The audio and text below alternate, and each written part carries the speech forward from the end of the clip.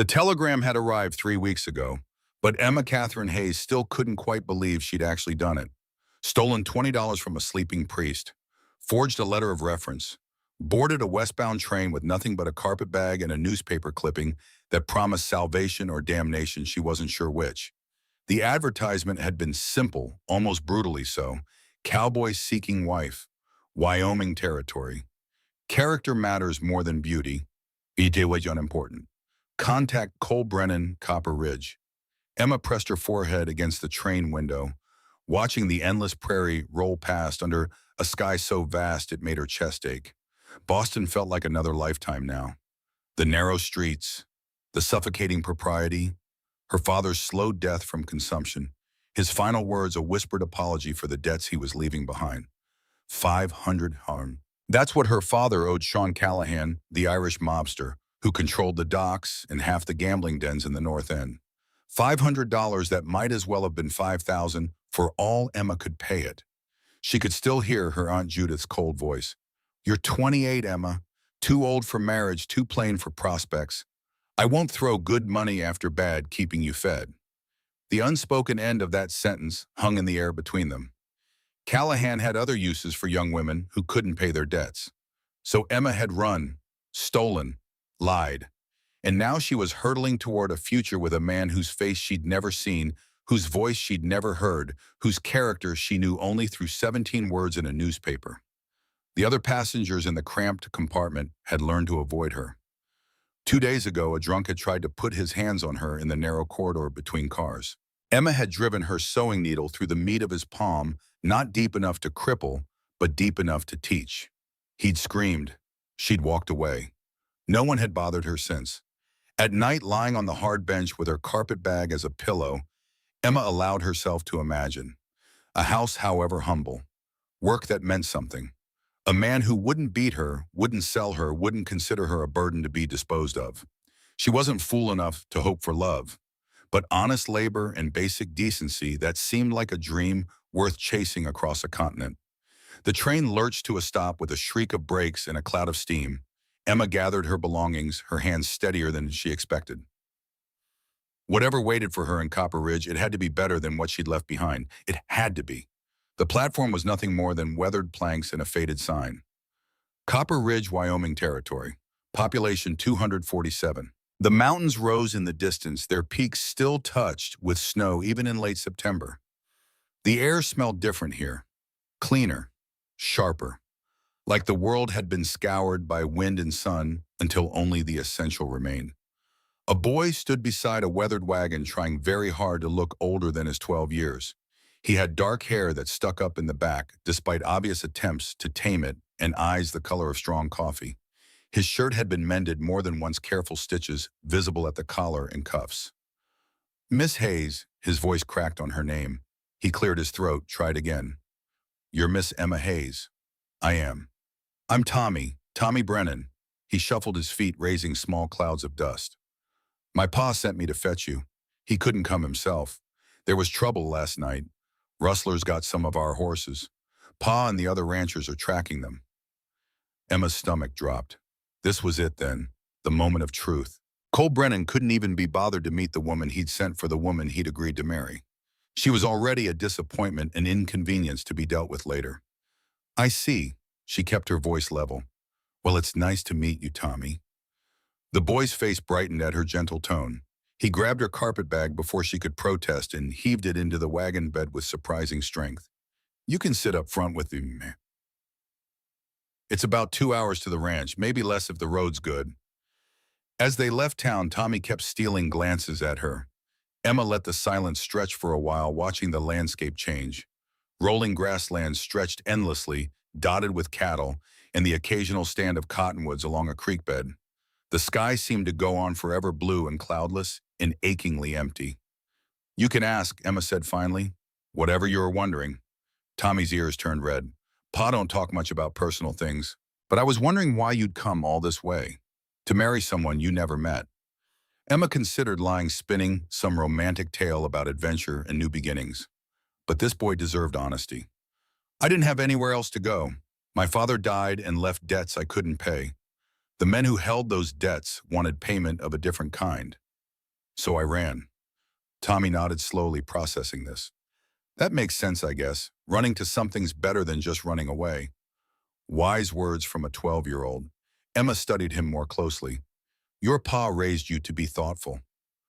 Pa raised me to survive. Tommy's voice went quiet.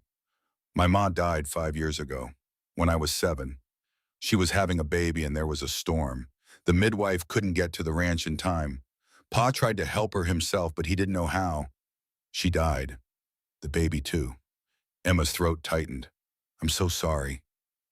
Pa don't talk about her much, but sometimes at night I hear him, in his room. Not crying exactly, but making sounds like something's breaking inside him. Tommy cleared his throat again. Anyway, that's why he needs a wife, not just for him, for both of us. We need someone who knows how to do the things Ma used to do, and someone who won't die easy. The brutal practicality of it should have offended Emma. Instead, she found it oddly reassuring. This wasn't about romance or passion. It was about survival, about building something that could withstand the harshness of this land. That she understood. I may not know much about ranching yet, Emma said, but I am harder to kill than I look.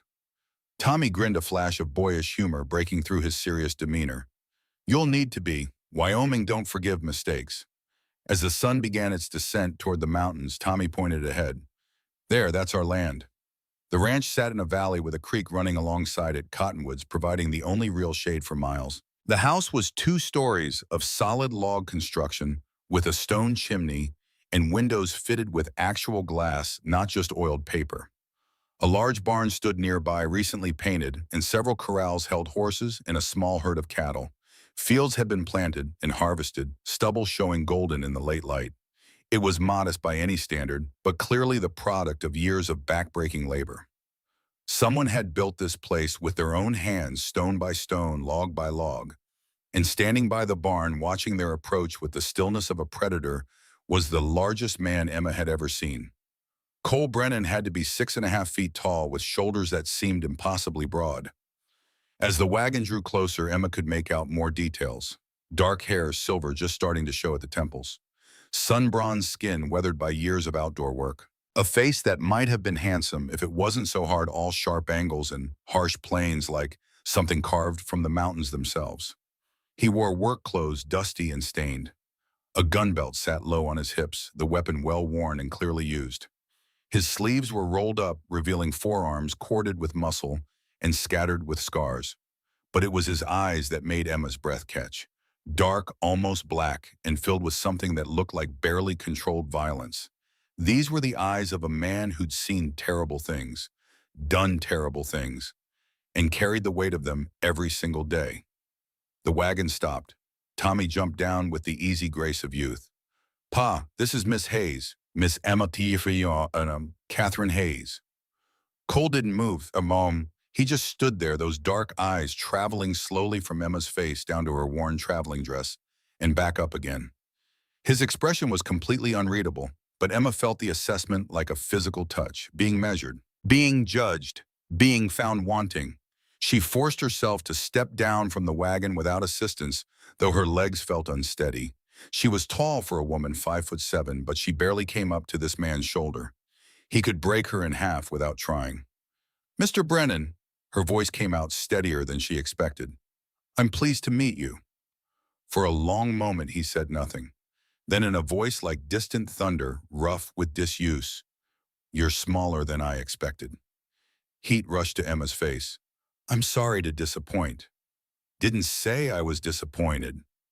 His voice was rough, as if he didn't use it much. Just said you're small, delicate looking, like a strong wind might blow you over. I assure you I'm quite sturdy. I can work hard. I won't be a burden. That's not what I meant. He ran a hand through his hair, looking uncomfortable. The gesture was oddly vulnerable, at odds with his imposing presence. Come inside. You must be tired from traveling. He turned and walked toward the house, his long strides eating up the ground. Tommy grabbed Emma's bag and hurried after him. Emma followed more slowly, her heart hammering. This was the man she'd agreed to marry. This giant, silent stranger who looked at her like she was made of glass that might shatter at any moment. Who wore a gun like other men wore a hat. who'd built an entire ranch with his bare hands and buried a wife in these unforgiving mountains. Inside the house was clean but sparse. A large main room with the stone fireplace, a kitchen area with a sturdy table stairs leading up to what must be bedrooms. Everything was neat, almost military in its organization, but there were no soft touches, no curtains, no tablecloth, no flowers. This was a place where people survived, not lived. "Tommy, show Miss Hayes to the spare room," Cole said. "She can rest before supper." "Yes, Pa." Tommy headed up the stairs. Emma started to follow, but Cole's voice stopped her. "Miss Hayes." She turned. He was standing by the fireplace, one arm braced against the mantel, looking at her with an intensity that made her skin prickle. "I want you to know you don't have to do this. Marry me, I mean. If you've changed your mind, I'll give you money for the return trip to Boston. No questions asked, no judgment." Pride stiffened Emma's spine. "Have you changed your mind, Mr. Brennan? Am I not what you hoped for?" "No, Hen." The word came out forcefully, almost violently. "You're fine. Better than fine. I just want you to know you have a choice. I won't trap you here if you don't want to stay." "I made my choice when I boarded the train in Boston." She lifted her chin. "Unless you're having second thoughts." Something flickered in his dark eyes. Something that might have been hope quickly shuddered. "No second thoughts, but I want you to be sure this is a hard life out here. Lonely, dangerous, and I'm not an easy man. I don't talk much. Don't know how to be soft or gentle. I've done things, seen things that changed me, made me hard. I didn't come here looking for soft, Mr. Brennan." Emma paused, choosing her words carefully. "I came here looking for honest, for a chance at a real life, however hard. Is that something you can give me?" He stared at her for a long moment. The silence stretched between them, taut as a wire. Then slowly, almost reluctantly, he nodded. "Yes, I can give you that." "Then we have an understanding. There's a preacher in town. I thought tomorrow, if that suits you. We could go in the morning, get it done, come back." Tomorrow. She'd be married tomorrow to this giant, silent, dangerous stranger. "That suits me fine." That night, Emma lay in the narrow bed in the spare room, listening to the unfamiliar sounds of the ranch. Cattle lowing softly in the distance, the wind in the cottonwoods. Footsteps below as Cole banked the fire for the night. The creak of floorboards as he climbed the stairs to his own room just down the hall. She should be terrified. This man was enormous, clearly capable of violence, scarred by loss, and whatever else he'd experienced in his past. He'd admitted he didn't know how to be gentle. He wore his gun like it was part of his body. But Emma had seen something else in those dark eyes when he'd offered to send her back to Boston. Uncertainty, loneliness, a desperate hope that he was trying very hard not to show. He was afraid too, afraid of hurting her, afraid of losing someone else, afraid that whatever darkness lived inside him would poison this fragile chance at something better. Emma touched her lips in the darkness, wondering what it would be like when he kissed her. Would he be gentle despite his fears?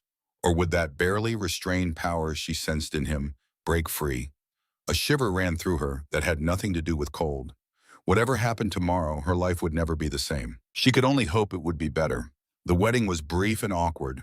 Emma wore her only good dress, a dove-gray silk that had belonged to her mother. Cole wore what were clearly his Sunday clothes, dark trousers and a white shirt, his hair still damp from washing.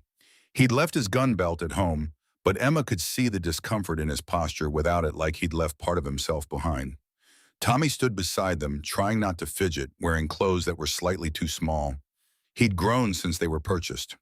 The preacher, a kindly older man named Reverend Walsh, smiled at them both with eyes that had seen too many hard lives not to recognize another one. "Do you, Cole William Brennan, take this woman to be your lawfully wedded wife, to have and to hold from this day forward, for better or worse, in sickness and in health, until death do you part?" Cole's voice was steady. "Sure, I do." "And do you, Emma Catherine Hayes, take this man to be your lawfully wedded husband, to have and to hold from this day forward, for better or worse, in sickness and in health, until death do you part?" Emma looked up at Cole. His dark eyes were fixed on her face with an intensity that stole her breath. She could see the tension in his jaw, the way his hands were clenched at his sides. He was holding himself so rigidly still, like he was afraid any movement might shatter the moment.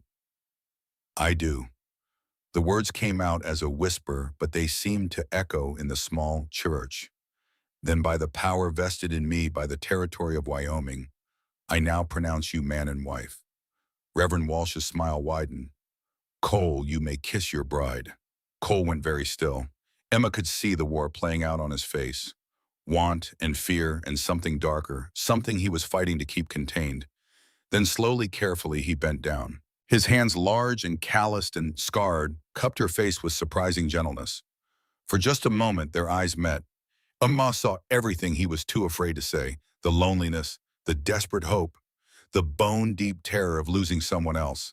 Then his lips touched hers, soft, careful, over almost before it began. But Emma felt that brief contact and all the way to her toes, felt the warmth of his breath, the slight tremor in his hands, the rigid control he was exercising over every movement. This was a man capable of great violence.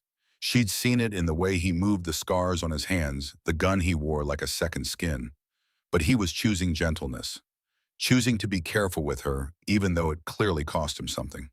They had a simple meal at the hotel in town, the three of them. Tommy chattered nervously, filling the silence. Cole said little, but his eyes kept finding Emma's across the table. Each time their gazes met, Emma felt that same strange shiver, part fear and part something else entirely. On the ride back to the ranch, Emma sat between Cole and Tommy on the wagon seat. Every jolt of the wheels brought her shoulder against Cole's arm. She was acutely aware of his size, his warmth, the way his hands handled the reins with quiet competence.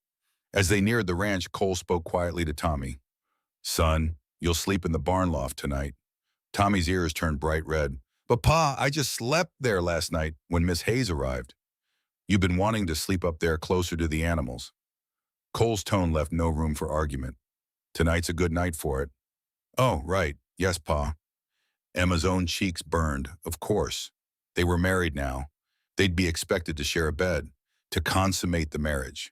Heat spread through her body at the thought, part nervousness and part something else, something that made her pulse quicken. As the sun set, painting the mountains in shades of gold and crimson, Tommy made himself scarce. Cole added wood to the fire, his movements deliberate, controlled. Emma stood by the table, unsure what to do with her hands. Emma, his voice was quiet, come here. She crossed to him on shaking legs. He was standing by the fire, the flames casting shadows across his face, highlighting the hard planes and angles. Up close, she could see the lines around his eyes, the silver at his temples, more visible now. The scar that ran along his jaw, another across his knuckles. I want you to understand something, he said. His hands hung at his sides, clenched into fists. I haven't touched a woman in 5 years. Not since my wife died. And even before that, it had been a while. She was sick for months before the end. Emma's heart pounded. I understand. Do you? His jaw tightened. I'm trying to tell you that I want you, more than I probably should, given we just met this morning. But I'll be gentle. I'll go slow. I won't hurt you. I know you won't. And somehow she did know. This man might be rough around the edges, might be scarred and dangerous and haunted by his past, but he wouldn't be cruel. Not to her. Have you been with a man before? Do you know what happens between a husband and wife? Heat flooded Emma's face. I know the basics, from books mostly. My mother died when I was young, and my aunt explained some things before I left Boston. Not much, but enough. Books. A hint of a smile touched his mouth, softening the hard lines. Real life is different from books. I imagine so. He reached out his fingers, brushing her cheek. The touch was feather-light, almost reverent. You're trembling. I'm nervous. So am I. That surprised her. Terrified, actually. You're so small, so delicate. I'm afraid I'll break you. Afraid I'll hurt you without meaning to. Afraid I won't be able to control myself. I'm tougher than I appear. I'm counting on that. His thumb traced her jawline, sending shivers down her spine. Because I don't know if I can be as gentle as I should be. Not when you're looking at me like that. Like what? Like you trust me. His hands slid into her hair, tilting her face up. Like you want this too. I do. Emma breathed. I do want this. His control seemed to snap. He pulled her against him, one arm banding around her waist, and claimed her mouth with his. This kiss was nothing like the chaste peck at the church. This was hungry, demanding, full of 5 years of loneliness and need. Emma gasped against his mouth, and he gentled immediately, his lips softening. Sorry, too rough. No, she gripped his shirt, pulling him back down. Don't stop. He made a sound low in his throat, almost a growl, and kissed her again. Deeper this time, his tongue sliding against hers. Emma's knees went weak, and his arm tightened, holding her up effortlessly. When he finally pulled back, they were both breathing hard. Upstairs, he said roughly, before I take you right here on the floor. He swept her up into his arms as if she weighed nothing. Emma clung to his neck as he carried her up the stairs to his bedroom. Their bedroom now. He set her down beside the bed, his hands immediately going to the buttons of her dress. Tell me if I go too fast. Tell me if you want me to stop. I will. I swear I will. But she didn't think she'd want him to stop. Not when his hands were creating such wonderful sensations everywhere they touched. Her dress pulled at her feet, then her petticoats. Her corset took him longer, his big fingers clumsy with the laces. Damn things, he muttered. Despite her nerves, Emma laughed. The sound seemed to relax him. He smiled, really smiled, for the first time since she'd met him.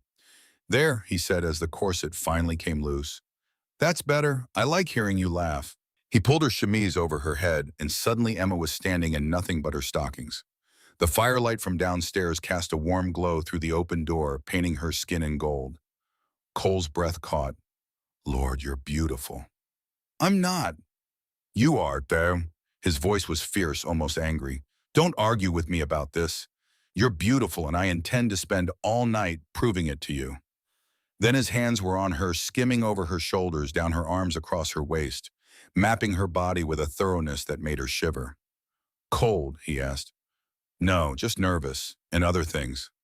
Other things, his hands stilled on her waist. Things you don't have words for. Things that feel good. Show me. He took her hand and placed it on his chest. Touch me. I want to feel your hands on me.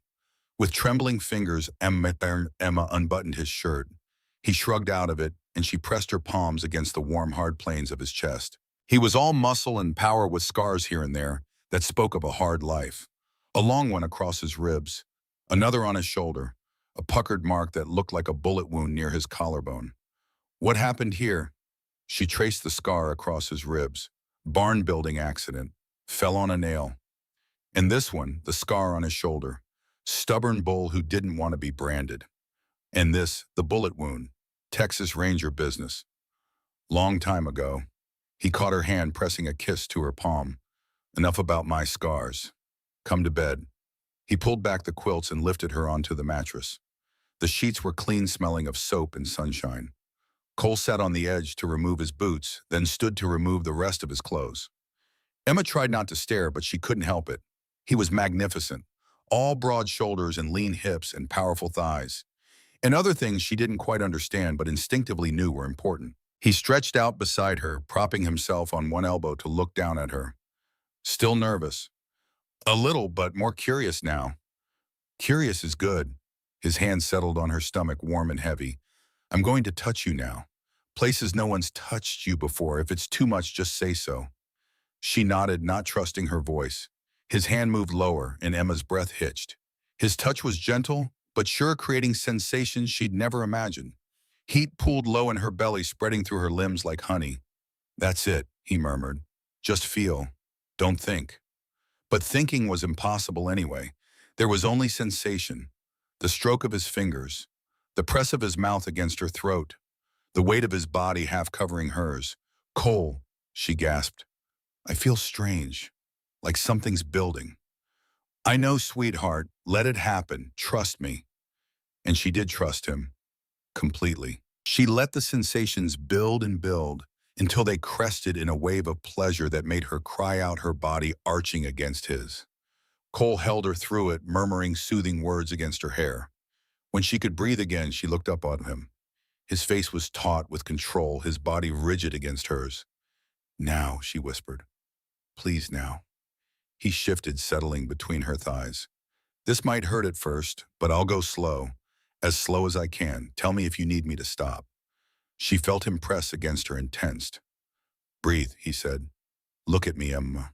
She met his eyes, They were dark and intense, but so full of tenderness it made her chest ache. "I've got you," he said. Then he began to push inside. Slowly, carefully. There was pressure, a moment of sharp pain that made her gasp.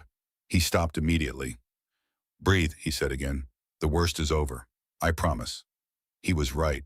The pain faded, replaced by a strange fullness, a feeling of connection so intimate it brought tears to her eyes. "Okay." His voice was strained, his whole body trembling with the effort of holding still. "Okay," she managed. He began to move, slow and careful at first. But as her body adjusted, as pleasure began to replace discomfort, his control started to slip. His movements became more urgent, more powerful.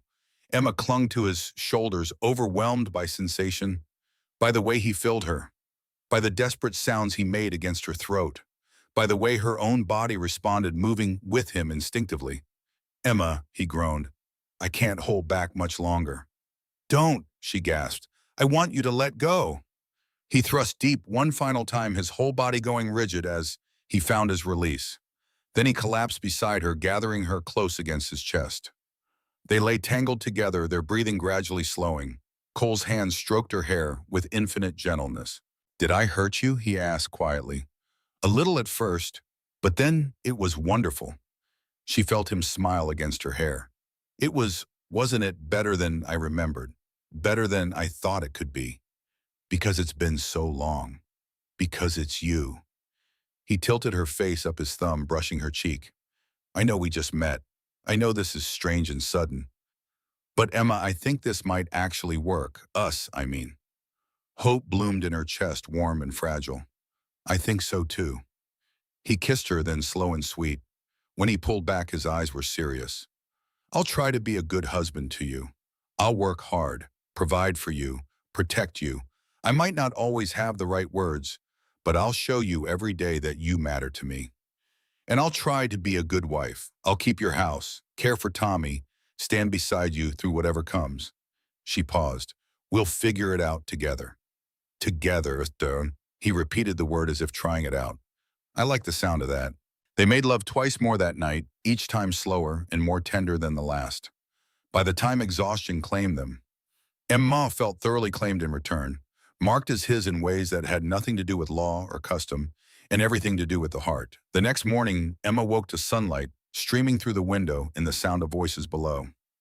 Cole's side of the bed was empty, but still warm. She could hear him downstairs with Tommy, their voices a low rumble, punctuated by the boys' higher tones. Emma rose and dressed quickly in a simple work dress. When she came down the stairs, both Brennan men looked up. Tommy's eyes widened. "Morning, ma'am. I mean, Ma. What should I call you now?" Emma's heart squeezed. "Whatever feels right to you, Tommy. Ma is fine. Or Emma, whatever you're comfortable with." "Ma." He tried it out, a shy smile crossing his face. "Are you hungry? I can make flapjacks. They're not very good, but I can try 'em on." "I'll make breakfast," Emma said. "You two have work to do, I imagine." Cole crossed to her, and for a moment she thought he might kiss her in front of Tommy. Instead, he brushed his fingers against her cheek, a gesture that was somehow more intimate than a kiss. "Sleep well?" he asked, his eyes dark with memory. "Very well." Heat rose to her cheeks. "Good." His voice dropped to a whisper only she could hear. "Tonight I'll make sure you sleep even better." Then he and Tommy were heading for the door, leaving Emma alone in her new home. She stood for a moment, taking it all in. This rough log house in the middle of Wyoming territory, so different from her life in Boston, but somehow it felt more like home than anywhere she'd ever been. She rolled up her sleeves and got to work. By the time Cole and Tommy returned for lunch, Emma had transformed the main room.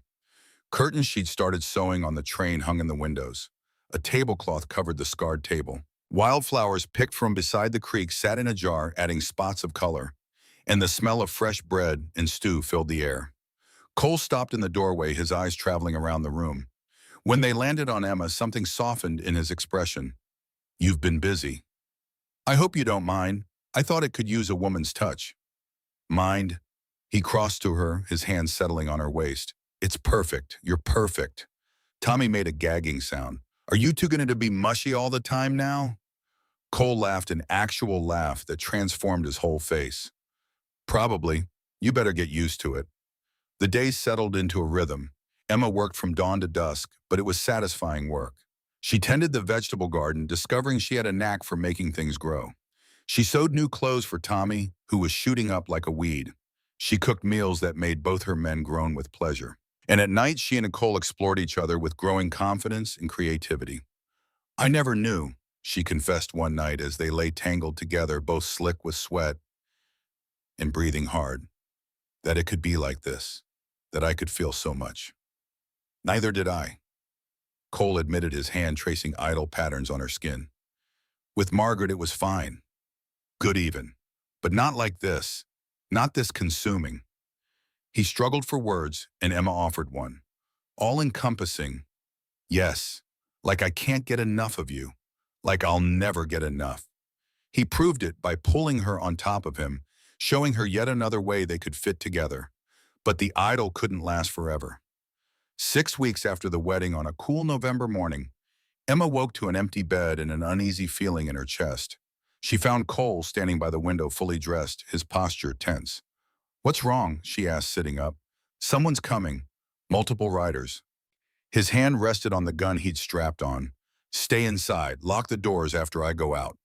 Emma's pulse quickened. "Who is it?" "Don't know yet, but I'm not taking chances." She dressed quickly and watched from the window as a group of riders approached. 5 men on horseback, well-dressed and well-armed. And leading them was a man who sat his horse like he owned the world. He was handsome in a calculated way, with blonde hair slicked back with expensive pomade and clothes that cost more than most ranchers earned in a year.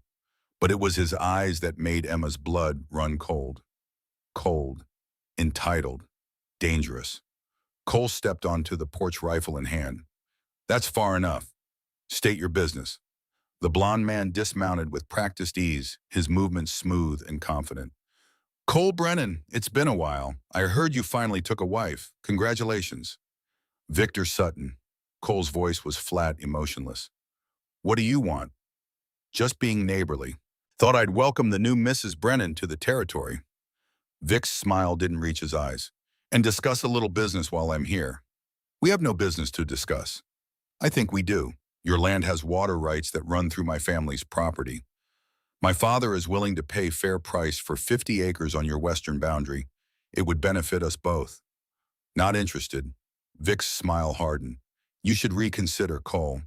The frontier can be a dangerous place. Accidents happen, cattle get sick, barns catch fire. Would be a shame if something happened to your new bride."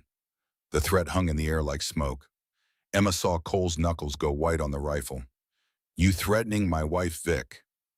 "Just stating facts. Wyoming territory is unpredictable, especially for city women who don't know the dangers." Vic's eyes flicked to the house as if he could see Emma watching. "Think about my offer. I'll be in touch." He remounted and the group rode away. But the menace in his parting look made Emma shudder. Cole came inside his face like granite. "Did you hear that?" "Every word. Vic Sutton is the son of the biggest rancher in the territory. His father has money, influence, and no scruples about how he uses either." Cole set the rifle down carefully. "This isn't over. It's just beginning." "What do we do?" "We prepare. I'll teach you to shoot better. We'll strengthen the defenses, and we'll warn the other ranchers." He pulled her close. "I won't let him hurt you, Emma. I swear it." But even as she nodded against his chest, Emma felt the shadow of Victor Sutton settling over their happiness like a storm cloud. The next week brought more trouble. Cole lost 10 head of cattle overnight, professional rustling that left almost no trail. Sam Patterson, their neighbor to the north, lost 15. The few tracks they found led towards Sutton land. Cole called a meeting with the other ranchers at their kitchen table. Sam Patterson, weathered and grim-faced. Kate Morrison, a widow who ran her own ranch with iron efficiency. The Johnsons and O'Brien's families who'd been in the territory for decades. "Sutton's bleeding us dry," Sam said, "forcing us to sell cheap or starve come winter." "We fight back," Martha Johnson suggested. "Hit his herds. Make it too expensive to continue." "That's what he wants," Cole said quietly. "An excuse to escalate, to call in the territorial marshal and paint us as the aggressors." "So what do we do?" Kate Morrison asked, her sharp eyes on Emma. "Just let him steal from us." Emma spoke up, surprising herself. "We protect what's ours. Set watches, guard our herds at night, make it too difficult for his rustlers to operate, and we document everything. Every missing cow, every threat. When the time comes, we'll have evidence. The ranchers looked at each other, then nodded. It was a good plan, but 2 weeks later, everything changed. Emma was alone at this ranch baking bread, while Cole and Tommy checked fence lines. She heard glass breaking and spun around to see three rough-looking men climbing through the window, guns drawn. Emma ran for the Winchester Cole had taught her to use, but one of the men was faster. He grabbed her arm, twisted it behind her back. The rifle clattered to the floor. "Easy now, missus," the man breathed in her ear, his breath reeking of whiskey. "Mr. Sutton just wants to have a conversation." "Let me go." "Afraid we can't do that. See, your husband's been real stubborn about selling that land. Mr. Sutton thinks maybe you can convince him." They forced Emma to write a note for Cole, then bundled her onto a horse. Her hands were tied, and one of the men kept a rope around her waist like a leash. They rode for 2 hours into the hills to an old line shack. Inside, Vic Sutton was waiting, sitting at a table with whiskey and glasses, as if this were a social call. "Mrs. Brennan." He stood, actually smiled. "I'm sorry it had to come to this, but your husband left me no choice." Emma said nothing, just stared at him with all the contempt she could muster. "Your husband signs over those 50 acres and you go home safe. He refuses." Vic shrugged. "Well, accidents happen." They locked Emma in a small back room with nothing but a cot. Through the thin walls, she could hear the men drinking, playing cards, waiting. Hours crawled by. Darkness fell. Then just after midnight, gunfire erupted. It started with a single shot, then more coming faster. Men shouting, horses screaming. Emma pressed herself into the corner, arms wrapped around herself, praying. The door burst open. Emma flinched. It was Cole. He was covered in blood, some his own, from a gash across his shoulder. His eyes were wild, scanning the room until they found her. Then his expression cracked open. "Emma." He crossed to her, pulled her up, ran his hands over her face, her arms checking for injuries. "Are you hurt? Did they hurt you?" "I'm fine, Cole, we need to leave." "Not until I finish this. Please, don't leave me again." The police stopped him. He swept Emma into his arms and carried her outside. The scene was carnage. 4 of Vic's men lay dead or dying. Kate Morrison and Sam Patterson were there with 3 other ranchers, all armed. They'd come for her, but Vic himself was gone. "He ran," Kate said grimly. "Took off the moment the shooting started." Cole's arms tightened around Emma. "Take her home. I'm going after him." "No," Emma said fiercely. "No more killing tonight, please." She felt the war inside him, saw it in his clenched jaw and shaking hands. Finally, he nodded. "All right, but this isn't over." Over the next 3 weeks, the conflict escalated into open war. Vic's rustlers hit the Allied ranches hard. Fences were cut, a barn was burned, cattle were slaughtered. The ranchers fought back with armed patrols and coordinated defense. There were skirmishes, casualties. The violence spiraled. Emma learned to reload rifles and 10 wounds. Their home became a fortress. Tommy, barely 13, stood watch with a rifle, his boyish features hardened by necessity. And Cole became something Emma had never seen. Not her gentle husband, but the Texas Ranger he had once been. Cold, efficient, deadly. She watched him return from defending Sam Patterson's ranch, spattered with blood, his eyes empty. He'd killed 3 men that night. "Cole," she said softly, helping him out of his bloody shirt. "Talk to me." "Nothing to say. They came to kill. We defended ourselves." "That's not what I mean. Talk to me about what this is doing to you." He looked at her then, and she saw past the hard mask. He was terrified, not of dying, but of what he was becoming. "I'm afraid I'm turning back into the man I was, the killer, and I'm afraid you'll see it and leave." Emma took his face in her hands. "I see you, Cole Brennan, all of you, and I'm not going anywhere." But that same night, a telegram arrived from Texas that made everything worse. "Your wife, Emma Hayes, wanted in Boston." "Stop. Sean Callahan sent 5 men to Wyoming." "Stop. Professional killers." "Stop. Watch your back." "Stop." Emma's hands shook. "He found me. Then I'll kill him too. There are 5 of them, Cole, and you're already fighting Vic Sutton. I don't care if there are 50. No one takes you from me." The next morning brought worse news. Vic Sutton and Callahan's men had formed an alliance. Kate Morrison delivered the information. My foreman saw them meeting. Vic's paying Callahan's men to help deal with the ranchers, and they're helping him grab Emma. Cole stood so fast his chair fell over.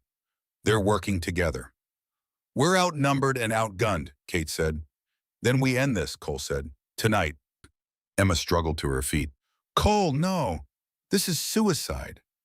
I won't wait for them to come here. Then we leave. We go to town until this blows over. It won't blow over, his voice rose. They'll hunt us forever unless we make a stand. By getting yourself killed. By protecting my family. He slammed his fist on the table. I failed, Margaret. I won't fail you. What about me? Emma's eyes filled with tears.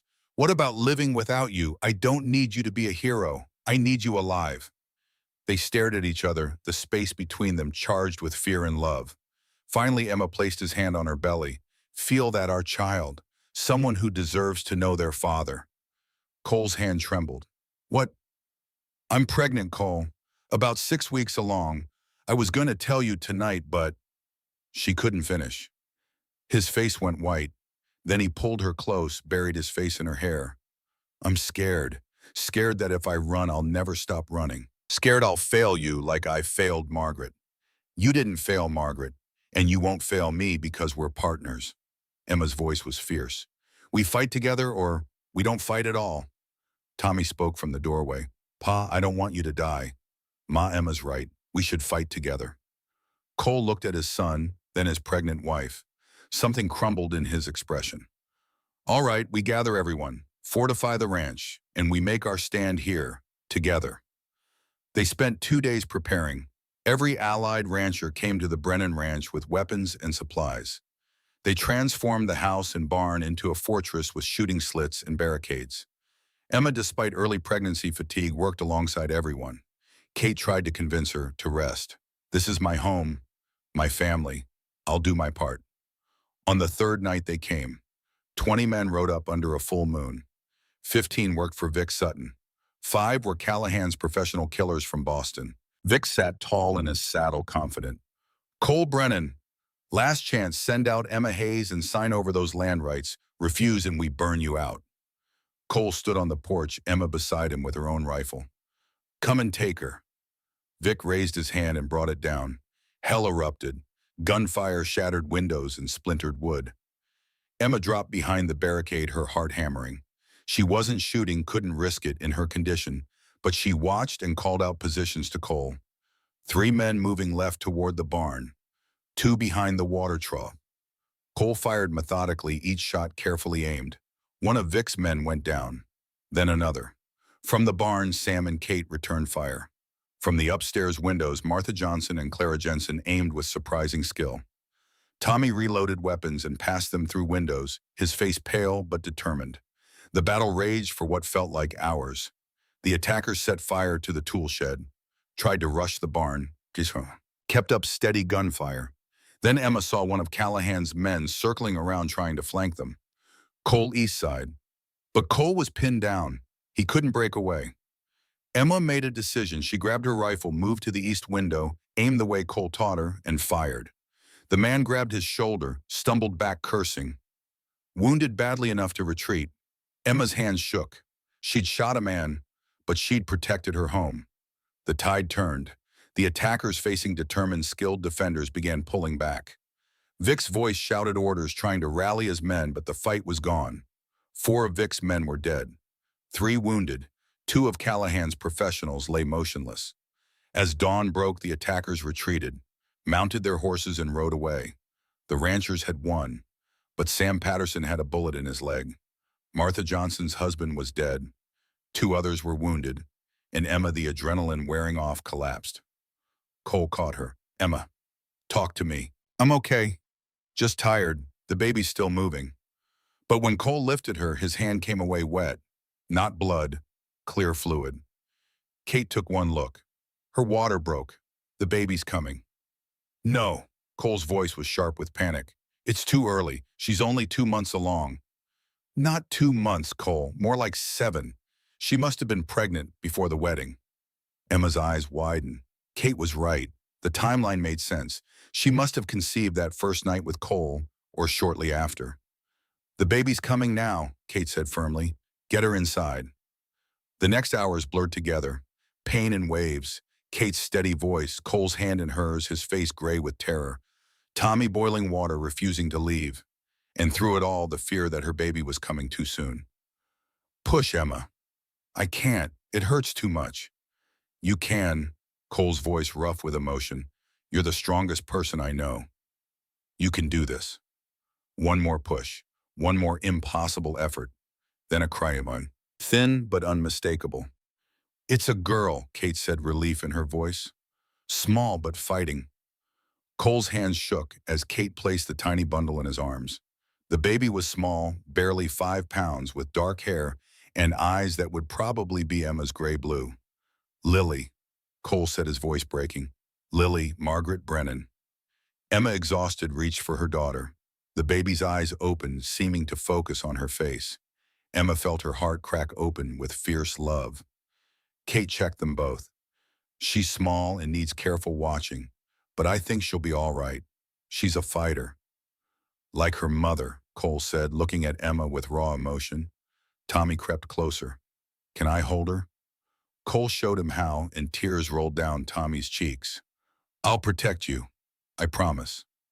Emma watched her family and felt something settle deep. They'd survived. But as relief flooded through her, she knew this wasn't over.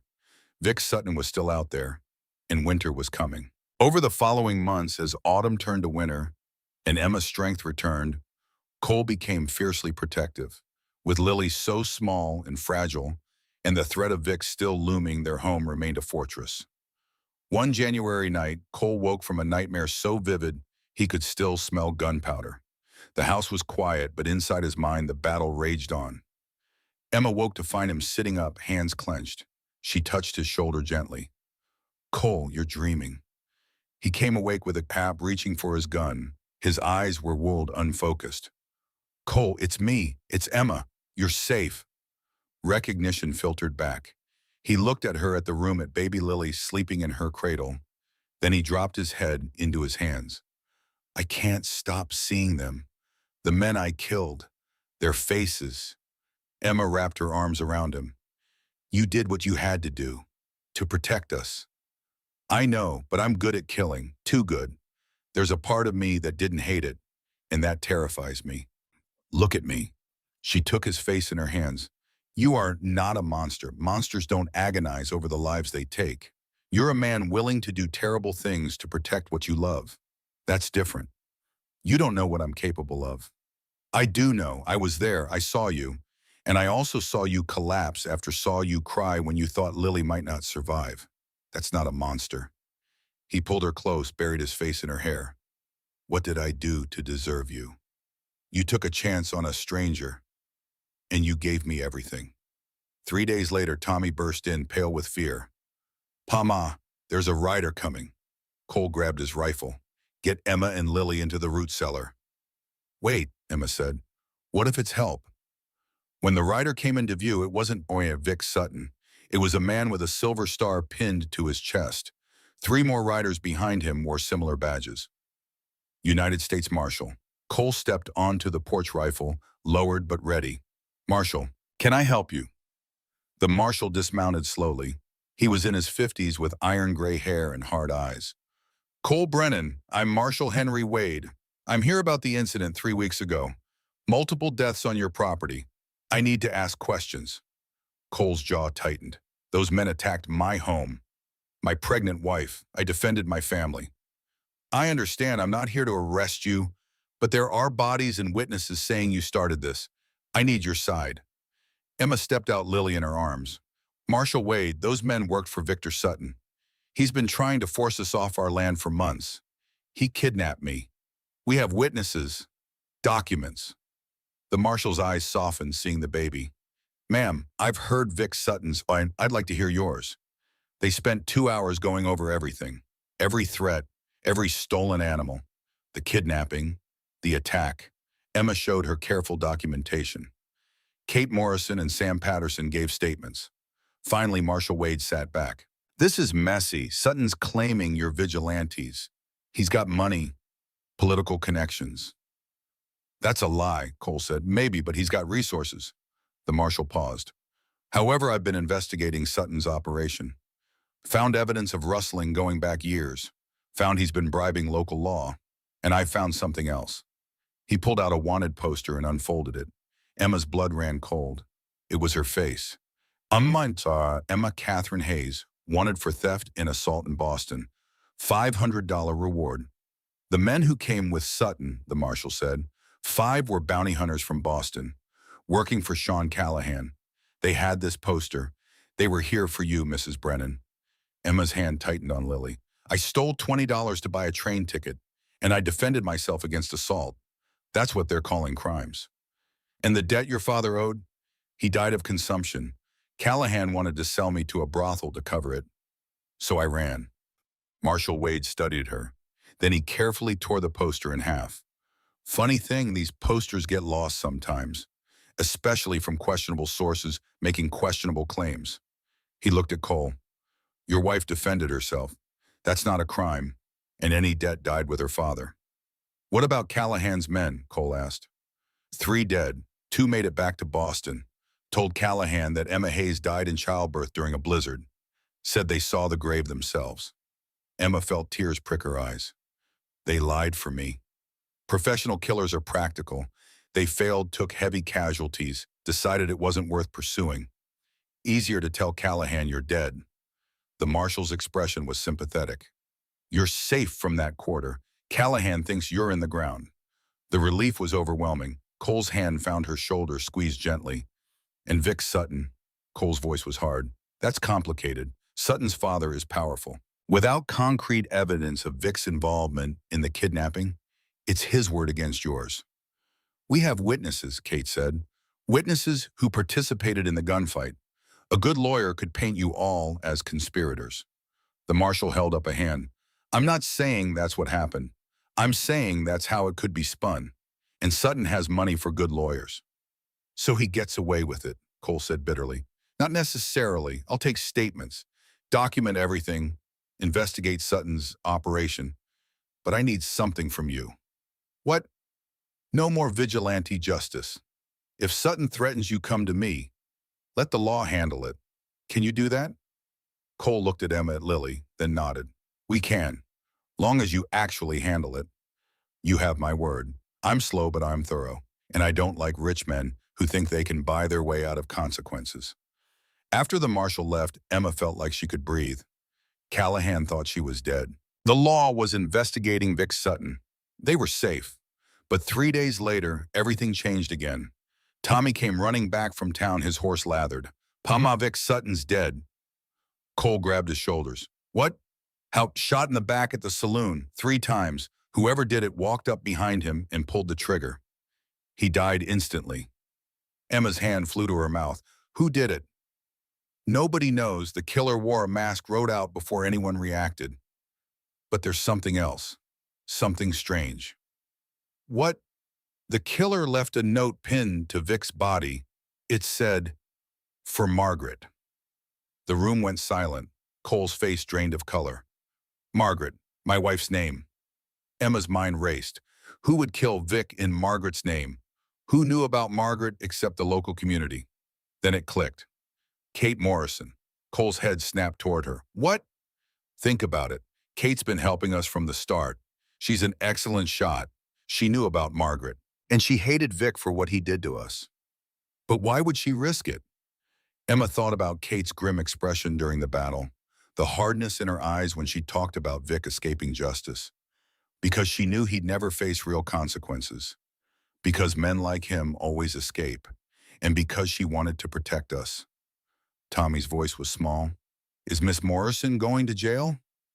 Not if no one can prove she did it, Cole said slowly.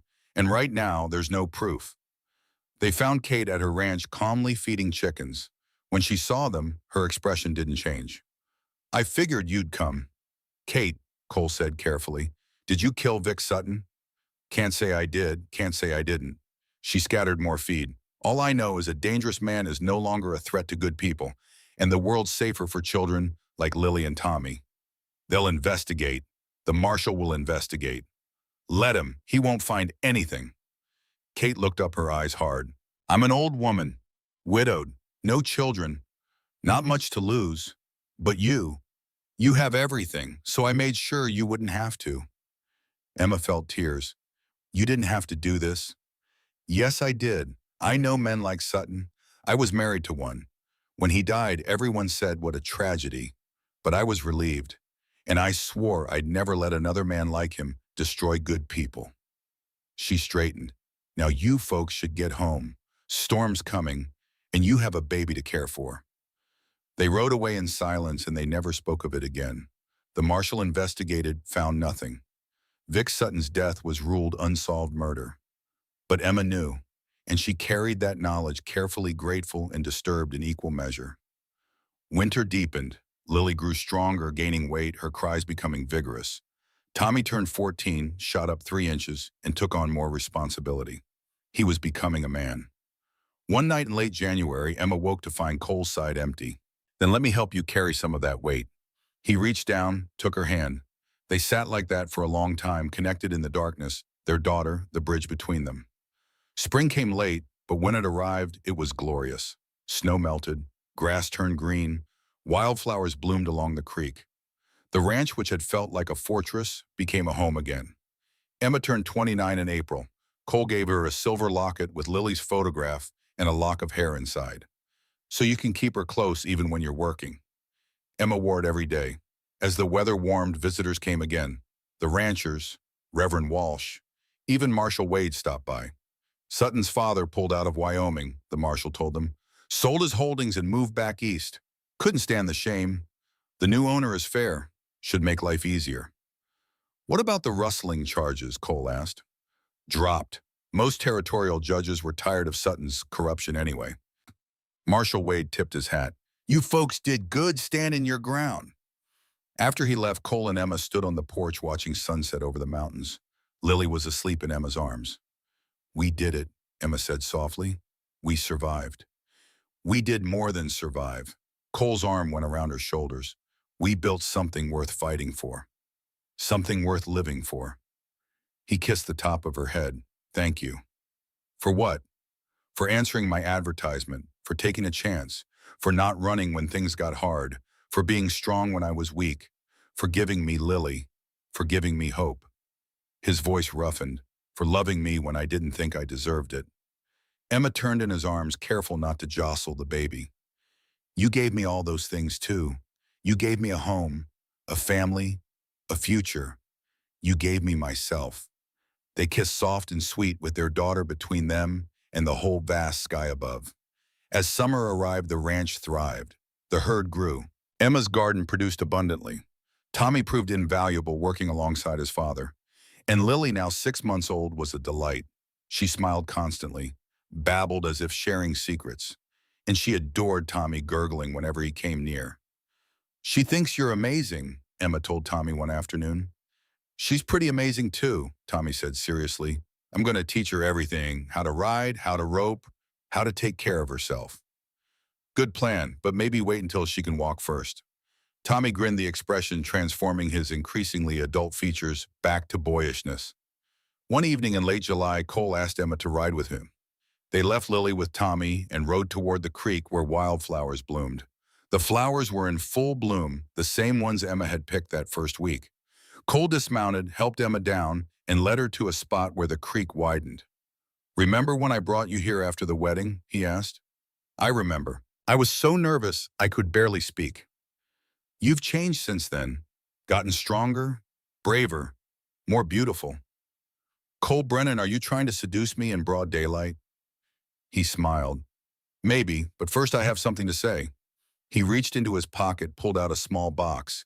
Inside was a ring, simple silver with a small stone. When we got married, it was a business arrangement. 2 desperate people making a practical choice. But Emma, I don't want that to be our story. He got down on one knee, Emma's breath caught. I want to marry you again. Not because I need a wife or you need protection, but because I love you, because I choose you, because every day for the rest of my life, I want to wake up next to you and know we chose each other freely. Tears spilled down Emma's cheeks. We're already married. I know, but I want to do it right this time. with flowers and witnesses and celebration. I want to stand in front of everyone and tell them you're mine, and I'm yours by choice, not circumstance. Will you marry me, Emma, again? For real this time? Yes. The word came out choked. Yes, 1,000 times, yes. He slipped the ring on her finger, then stood and pulled her into his arms. They kissed as the sun set, painting everything gold and crimson. This, this was what she'd been running toward. Not safety, not security, but love. Real hard-won, choose-it everyday love. They renewed their vows on a sunny Saturday in August, surrounded by everyone who'd helped them survive. The ranchers and their families. Reverend Walsh, Marshall Wade, even Kate Morrison, who stood him back with a satisfied smile. Emma wore a new dress that Martha Morrison had helped her make pale blue with lace. Cole wore his best clothes and actually looked comfortable. Tommy stood beside his father, holding Lily, both beaming. When Reverend Walsh asked if they took each other freely and without reservation, both answered with voices that rang clear. I do. And when they kissed, everyone cheered. The celebration lasted until sunset. There was food and music and laughter. Tommy danced with every girl his age. Lily got passed from person to person, accepting attention with regal calm. And Cole and Emma danced under the stars, swaying to fiddle music. Happy, Cole murmured, deliriously. Me too. He pulled back to look at her. I never thought I'd get this. A second chance at happiness, at family, at love. Thank you for giving that to me. You gave it to yourself by being brave enough to send that advertisement. Best risk I ever took. As people headed home, Cole and Emma stood on their porch watching neighbors depart. Tommy had taken Lily inside to put her to bed. Do you ever think about Boston? Cole asked. About what your life might have been?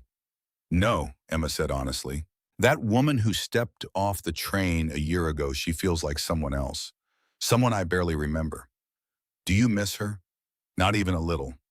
Emma leaned into her husband's warmth. She was surviving. I'm living. There's a difference.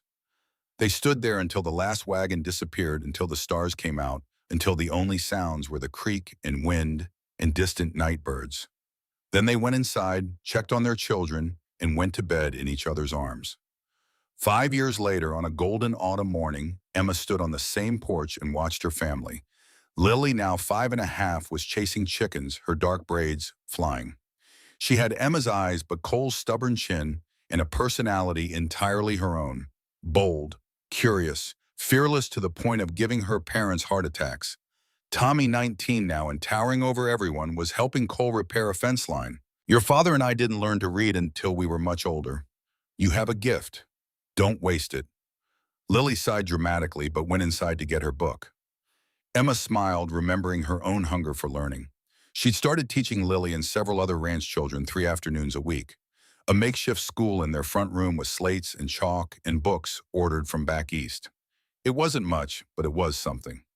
Kate Morrison came riding up, older now, but still straight-backed. She'd become like a second mother to Emma, a grandmother figure to Lily. Brought you some preserves, Kate said, dismounting. And news. Good news or bad? Depends on perspective. The railroad's coming through, planning a station 20 miles south. Copper Ridge is about to become a real town. Emma's heart skipped. The railroad. That means more people, more trade, more change. The frontier's closing, Emma. In another 10 years, this'll all be settled country. Schools and churches and laws that actually work. Is that good? For your children? Hell. For folks like me who remember the wild days, Kate shrugged. It's the way of things. They sat on the porch together, watching Cole and Tommy work, watching Lily emerge with her book. You did good, Kate said quietly. Built something that'll last. We all did. We survived. And we made sure the next generation wouldn't have to be as tough as we were. Amen to that. That evening, after chores were done and Lily was asleep and Tommy had ridden to town, Emma and Cole sat by the fire. Cole was carving a rocking horse for the new baby. Emma was mending one of his shirts. Kate says the railroad's coming, Emma said. I heard Sam Patterson's already talking about shipping cattle by train. Could change everything. Are you worried? Cole set down his carving. No, we've survived worse than progress. We'll adapt. We do, don't we? Emma set aside her mending. Cole, do you ever regret it? Sending that advertisement, taking a chance on a stranger. Every single day. Her heart clenched until she saw the smile tugging at his mouth. I regret that I didn't do it sooner. That I wasted 5 years being alone when I could have had you. He pulled her gently into his lap, careful of her belly. You're the best thing that ever happened to me. You and our children and this life we've built. Not even the hard parts, the fighting, the fear, especially those. They made us who we are, proved what we're made of. His hand settled on her stomach, feeling the baby move. This little one is going to grow up in a different world than we did. Safer, easier, but I hope we can teach them what we learned. That some things are worth fighting for. That love means choosing each other every day. That home isn't a place, it's people. Emma kissed him soft and sweet and full of things she still couldn't put into words. When she pulled back, she rested her forehead against his. I love you, Cole Brennan. I love you too. More than I thought I was capable of. More than I have words to say. Then show me, Emma whispered. His smile turned wolfish. Yes, ma'am. He carried her upstairs, and if they were a little less quiet than they should have been with children in the house, well, they'd earned the right to be loud about their happiness. The next morning, Emma woke to find a note on Cole's pillow. She unfolded it, smiling at his careful handwriting. Gone to check the north pasture with Tommy. Back by noon. I love you. You are my home, my heart, my everything. Thank you for taking a chance on a broken cowboy with nothing to offer but calloused hands and a bruised heart. You made me whole. Forever yours, C. Emma pressed the note to her chest, tears pricking her eyes. After all this time, he could still make her cry with his words. She rose dressed, went downstairs to find Lily already awake, helping herself to bread and jam. Mama, when the baby comes, can I help take care of it? Of course, sweetheart. You'll be the best big sister. Like Tommy was for me. Exactly like that. Lily considered this seriously. Mama, Miss Kate says you came here on a train because you were running away. Is that true? Emma sat beside her daughter. It's true, I was running from bad people and bad choices. I was scared and alone. But you found Papa. I did, and he gave me a home, a family, a reason to stop running and start fighting. Fighting for what? For this, for us, for the right to be happy and safe and together. Emma smoothed Lily's hair.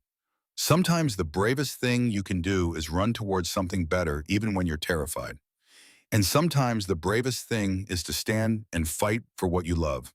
The hard part is knowing which one to do when. Lily absorbed this with solemn concentration. I think you're very brave, Mama.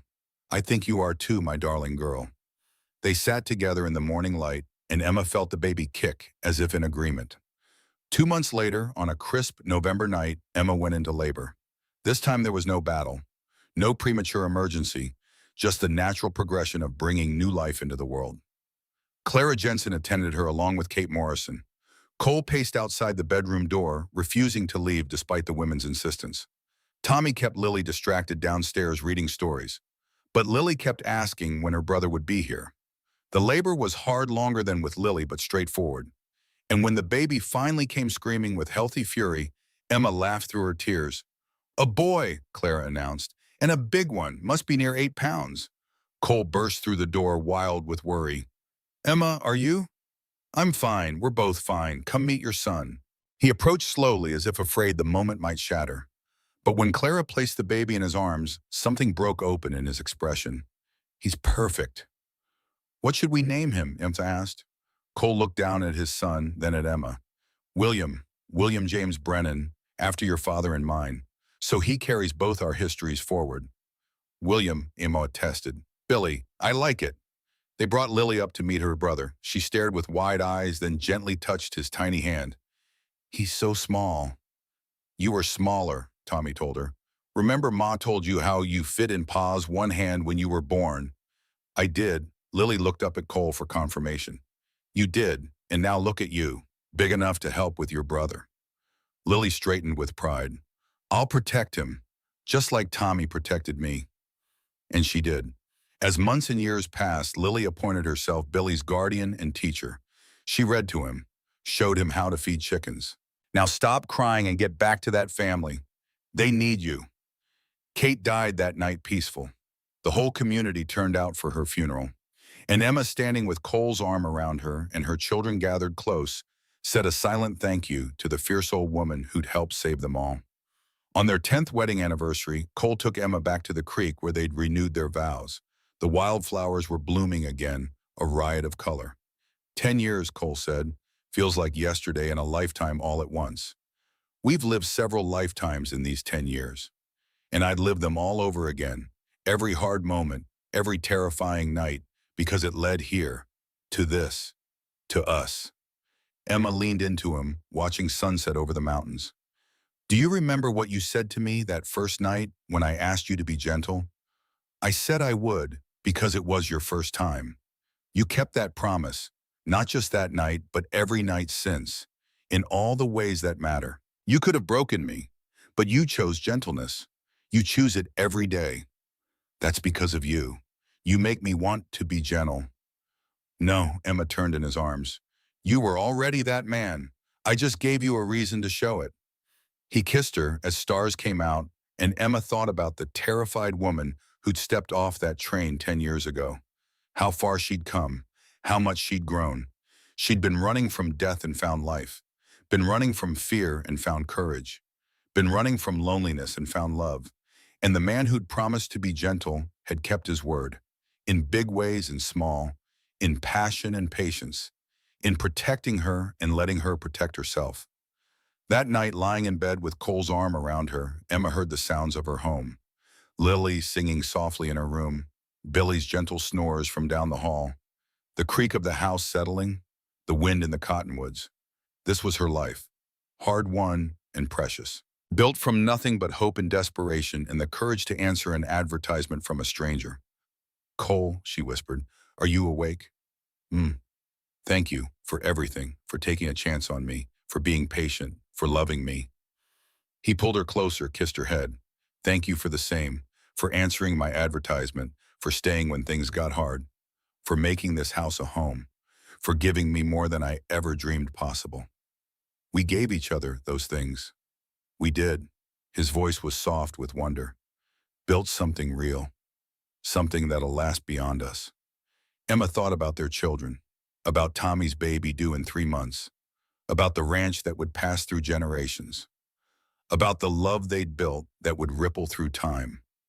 Yes, she said, we built something that'll last forever.